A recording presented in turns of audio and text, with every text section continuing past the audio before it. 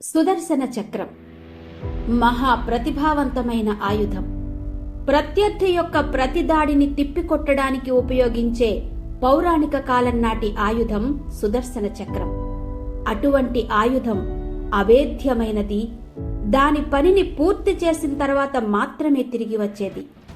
శ్రీకృష్ణ భగవానుడు మహాభారత యుద్ధంలో ఈ ఆయుధం వాడలేదు. ఎందుకంటే తను ఈ ఆయుధం పట్టుకుంటే ఎవ్వరూ అతడి ముందు నిలబడలేరని, అందరూ చంపబడతారని కృష్ణునికి తెలుసు. కాని శ్రీకృష్ణుడు ఇరుపక్షాలకు సమాన అవకాశం కల్పించాలని కోరుకున్నాడు. అయితే శ్రీకృష్ణుడు ఏ శక్తి తన వద్ద ఉండడం చేత తన యుద్ధాన్ని క్షణంలో ముగించగలడో ఆ శక్తే సుదర్శన చక్రం.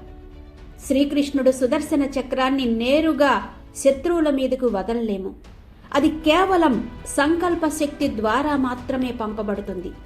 ఈ చక్రానికి దేనినైనా నాశనం చేయగల సామర్థ్యం ఉంది. మహాభారత యుద్ధం తరువాత సుదర్శన చక్రం ఏమైంది? ఇప్పుడు ఎక్కడ ఉంది? అత్యంత శక్తివంతమైనటువంటి సుదర్శన చక్రం ఉనికి ఏంటి? అలాంటి విషయాలు ఇప్పుడు తెలుసుకుందాం. సుదర్శన చక్రాన్ని విష్ణువు కాదు, శివుడు సృష్టించాడని చెబుతారు. దీని నిర్మాణం తరువాత శివుడు ఈ చక్రాన్ని విష్ణువుకు అప్పగించాడు. దీనికి సంబంధించి శివపురాణంలోని కోటి యుద్ధ సంహితలో ఒక కథా వర్ణన ఉంది. రాక్షసుల దౌర్జన్యం పెరిగినప్పుడు దేవతలందరూ విష్ణువు వద్దకు వెళ్లారు. అప్పుడు విష్ణువు కైలాస పర్వతానికి వెళ్లి శివుణ్ణి వివిధ రకాలుగా ఆరాధించాడు. వేల కొలది పేర్లతో స్తుతించడం మొదలుపెట్టాడు. ఒక్కో పేర్లో ఒక్కో తామర పువ్వును శివునికి సమర్పించాడు. అప్పుడు శివుడు విష్ణువును పరీక్షించడానికి విష్ణువు తెచ్చిన 1000 తామర పూలలో ఒక తామర పువ్వును దాచాడు. ఒక్క పువ్వు తక్కువగా కనిపించడంతో విష్ణుమూర్తి దానికోసం వెతకడం ప్రారంభించాడు. ఎంత వెతికినా పువ్వు కనిపించలేదు. అప్పుడు శ్రీ మహావిష్ణువు ఆ పుష్పం స్థానంలో తన కన్ను తీసి శివుడికి సమర్పించాడు. విష్ణువు భక్తి చూసి పరమేశ్వరుడు అత్యంత సంతోషభరితుడై అతడికి ఏం వరం కావాలో కోరుకోమన్నాడు. అప్పుడు విష్ణువు రాక్షసులను నిర్మూలించడానికి అజేయమైన ఆయుధాన్ని వరంగా కోరాడు. ఆ తరువాత పరమేశ్వరుడు విష్ణువుకు సుదర్శన చక్రాన్ని ఇచ్చాడు. భగవంతుడు శ్రీహరి దుష్టులను నాశనం చేయడానికి సుదర్శన చక్రాన్ని స్వీకరించాడు. ఆ తరువాత ఈ సుదర్శన చక్రాన్ని విష్ణుమూర్తి అమ్మ పార్వతీదేవికి అవసరమైనప్పుడు అప్పగించారు. ఇది ద్వాపర యుగ సమయం వచ్చినప్పుడు ఈ సుదర్శన చక్రాన్ని అమ్మ పార్వతీదేవి దయతో శ్రీకృష్ణ భగవానుడు స్వీకరించాడు. భాగవత పురాణం ప్రకారం ఈ సుదర్శన చక్రం శ్రీకృష్ణ భగవానుడి మనస్సు యొక్క వేగంతో పరిగెత్తే అత్యంత విధ్వంసకర ఆయుధాలలో ఒకటిగా పరిగణించబడుతుంది. శ్రీకృష్ణుడు చాలా కోపంగా ఉన్నప్పుడు దుష్టులను చంపడానికి దీనిని ప్రయోగం చేసేవారు. మహాభారతంలో చాలా శక్తివంతమైన చక్రం అనగా శక్తివంతమైన ఆయుధం ప్రయోగించబడిందని సుదర్శనం చక్రం గురించి ప్రస్తావించబడింది. ఇది 10,000 సూర్యుల ప్రకాశానికి సమానమైన ప్రకాశంతో పొగతో కూడిన చాలా ప్రకాశవంతమైన జ్వాల. పిడుగులాంటి ఆ తెలియని ఆయుధం నిజమైన మృత్యుదూత. అది అంధక వంశం మొత్తాన్ని బూడిదగా మార్చేసింది. వారి మృతదేహాలు గుర్తుపట్టలేని విధంగా కాలిపోయాయి. ఈ చక్రానికి మొత్తం సైన్యాన్ని నాశనం చేయగల సామర్థ్యం ఉంది. సుదర్శన చక్రం బ్రహ్మాస్త్రం వంటిదే. కానీ ఇది బ్రహ్మాస్త్రం వలె విధ్వంసకరం కానప్పటికీ ఖచ్చితంగా అవసరమైనప్పుడు మాత్రమే ఉపయోగించబడింది. ఎందుకంటే ఒకసారి ప్రయోగించిన తరువాత అది శత్రువులను చంపిన తరువాత మాత్రమే తిరిగొచ్చేది. ఈ ఆయుధం యొక్క ప్రత్యేకత ఏంటంటే దానిని చేతితో వేగంగా తిప్పినప్పుడు అది గాలి ప్రభావంతో కలిసి చాలా వేగంగా అగ్నిని మండించి శత్రువులను దహించేది.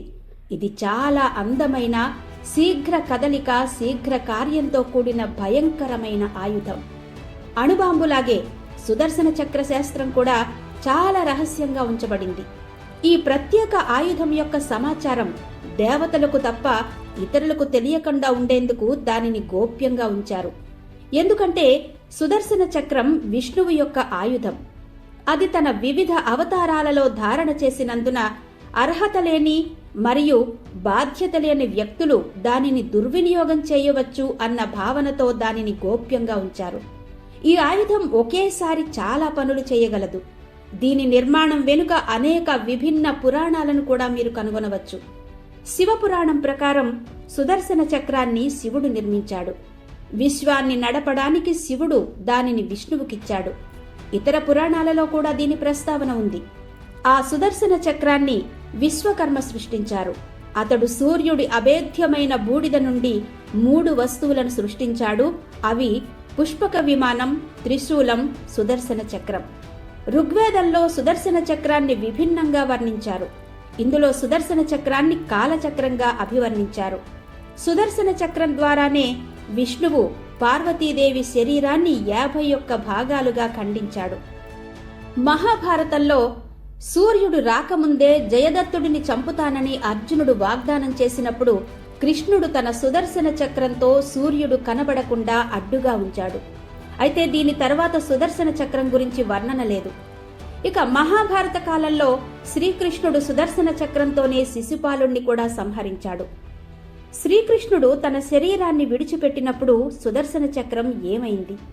దీనికి సమాధానం మనకు భవిష్య పురాణంలో దొరుకుతుంది.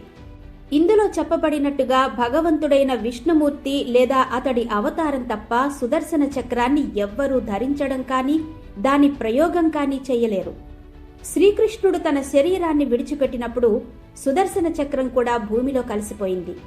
భవిష్యత్తులో కల్కి అవతారంలో భగవంతుడు భూమిపై ఎప్పుడు జన్మిస్తాడో అప్పుడు కల్కి భగవానుడు మళ్లీ భూగర్భం నుండి సుదర్శన చక్రాన్ని పొందుతాడు. కలియుగం చివరిలో చెడు ఉచ్చస్థితిలో ఉన్నప్పుడు భగవంతుడు పరశురాముడు మరియు హనుమంతుడు కల్కి అవతారంతో పాటు వచ్చి అతడికి శిక్షణ ఇస్తారని చెప్పబడింది. అప్పుడే కల్కి అవతారం యుద్ధంలో సుదర్శన చక్రాన్ని ధరించి దానిని ఉపయోగిస్తాడని కూడా చెప్పబడింది. తద్వారా అతడు చెడును అంతం చేస్తాడు. కానీ ఋగ్వేదంలో పేర్కొన్న సుదర్శన చక్రం వర్ణన చూస్తే సుదర్శన చక్రం ఆయుధం కాదు, అది కాలచక్రం అంటారు. దీనిని శ్రీ మహావిష్ణువు సమయాన్ని ఆపేందుకు వాడేవాడు. ఇలా కాలచక్రాన్ని ఆపి అతడు ప్రత్యర్థిని శక్తిహీనుణ్ణి చేస్తాడు. మహాభారతంలో కూడా శ్రీకృష్ణుడు అర్జునుడికి విరాట రూపాన్ని చూపించినప్పుడు అతడు సుదర్శన చక్రాన్ని ఉపయోగించి సమయాన్ని ఆపేశాడు. ఆ సమయంలో శ్రీకృష్ణుడు అర్జునుడికి భగవద్గీత గురించి పూర్తి జ్ఞానాన్ని అందించాడు. ఋగ్వేదం యొక్క జ్ఞానం నుండి మనం అర్థం చేసుకుంటే సుదర్శన చక్రం అనేది భౌతిక ఆయుధం. దీనిని ఎవ్వరూ చూడలేరు మరియు ధరించలేరు. ఇది విశ్వ సృష్టికర్త అయిన విష్ణుమూర్తి యొక్క గుణం. అది తనతో మరియు తన అవతారాలతో ఎల్లప్పుడూ ఉంటుంది.